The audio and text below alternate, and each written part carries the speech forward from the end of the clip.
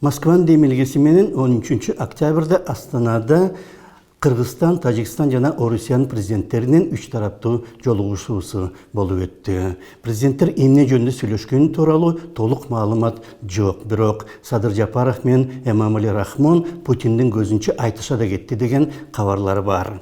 1,5 жылдын ичинде Тажикстан Кыргызстанга 2 жолу кеңири аскерий чабуул жасады. Жана кээ бир эксперттер аны жергиликтүү тажик бийлиги Рахмонго айтпай ошондой аракетке барган деген пикирде. Бирок Рахмон өзү Москванын макулдугусуз эч кандай орчундуу саясий аракет, аскерий аракет жасай албайт деп десе болот.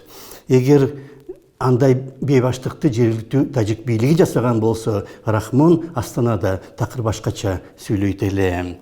Астанадагы башка бир жолугушууда, кеңири жолугушууда Рахмон Путиндин өзүн жана Кремлдин саясатын катуу сынга алып, андай саясатты куру сөз жана показуха деп атады. Москванын өзүнүн макулдугусуз Рахмон Москвага каршы мынчалык катуу сөз айта албайт эле. Ошондуктан мунун баарын саясий оюн деп атаса болот. Чыныгы себептерди жашыруу үчүн уюштурулган саясий оюн.